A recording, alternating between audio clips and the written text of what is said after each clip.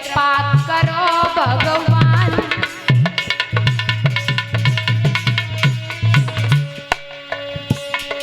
अरे मुझ पे कृपा करो भगवान।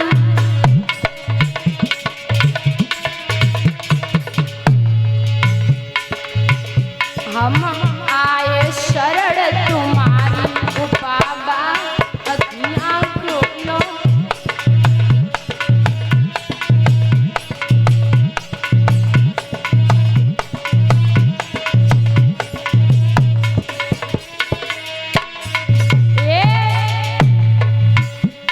संत मेरे अखियाँ खोलो, हमको पिलाई दे ठंडो नीर।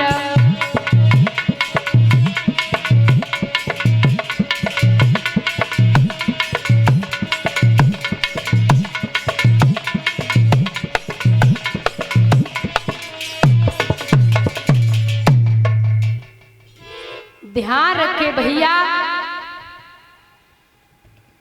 आज महाराज परीक्षित जब महात्मा के आश्रम पे पहुंचे तो उन्होंने देखा कि संत ने मुझे देख करके नेत्र बंद कर लिए। परीक्षित घोड़ा पर सवार हुए वापस लौटे तो एक गैल में पहुंचे जहां पर एक मृतक सांप पड़ा था, मरा हुआ सर्प।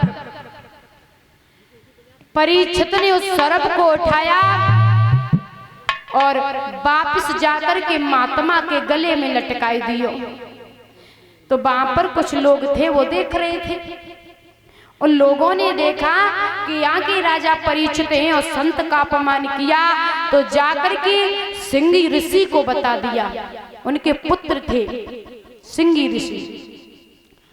जब ये बात सिंगी ऋषि को पता चली है तो सिंगी ऋषि को बड़ा क्रोध आया, आंखों में आंसू आ गए हैं कि मेरे पिता का अपमान किया है। उनका कंठ अवरुद्ध होने लगा, कुछ बात नहीं निकलती।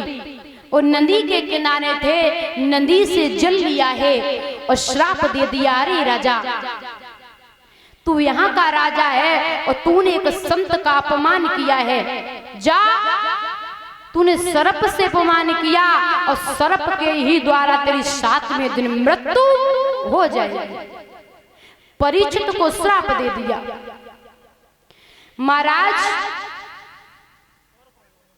तो कुछ लोगों ने संत को बताया, लोमस ऋषि को कहा, हे प्रभु आपके पुत्र सिंगी ऋषि ने यहाँ के राजा परीक्षित को श्राप दे दिया, वो 7वें दिन उसकी मृत्यु हो जाएगी।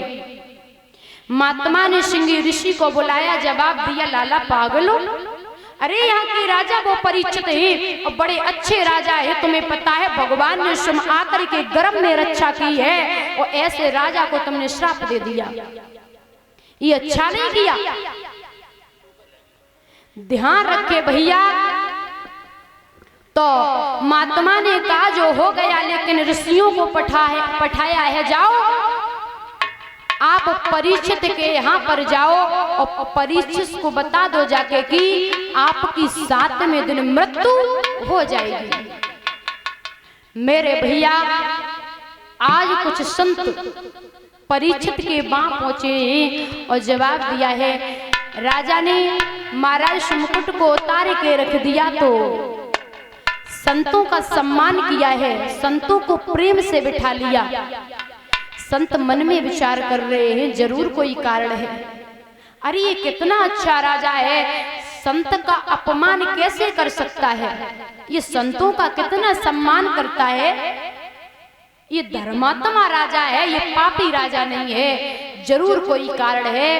तो संत ने जाकर के कहा, अरे राजन तुम्हारी 7वें दिन मृत्यु हो जाएगी, तुमने एक संत का अपमान किया है। महाराज और कहा कि मेरा उद्धार कैसे होगा, तो बोले आपका उद्धार होगा, भगवान की कथा सुनो। वहां से संत चले गए हैं, इधर महाराज परीक्षित घर से निकल गए हैं। हरे हरे गंगा के किनारे जहाँ श्री सुखदेव भगवान बैठे थे, परीक्षित वहां बैठे हैं जाके। तो वहां पर जितने संत थे सबने परीक्षित का सम्मान किया है। परीक्षित मन में विचार कर रहे हैं कि मैंने एक संत का अपमान किया और संत मेरा सम्मान कितना कर रहे हैं। स्वयं सुखदेव भगवान ने परीक्षित का सम्मान किया था। एक बात तो बताएं दादा, सुखदेव भगवान की उम्र तब कितनी थी? 18 वर्ष की। 18 वर्ष की उम्र में सुखदेव भगवान तन पे कोई वस्त्र नहीं था। सुखदेव भगवान के तन पे कोई वस्त्र नहीं था 18 वर्ष की उम्र में। महाराज तो वहां पर परीक्षित बैठे हैं, तो परीक्षित ने सवाल कर दिया सुखदेव भगवान ने से, हे प्रभु कि समझ लो किसी को मालूम है कि मृत्यु मेरी आ गई तो उसे क्या करना चाहिए? तो सुखदेव भगवान ने जवाब दिया, राजा भगवान की सुंदर सुंदर कथाओं का पान करना चाहिए।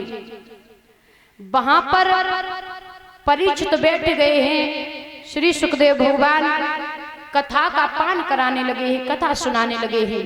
बोलिए गोविंद भगवान की, बोलिए कन्हैया लाल की। आइए एक भजन, उसके बाद आरती।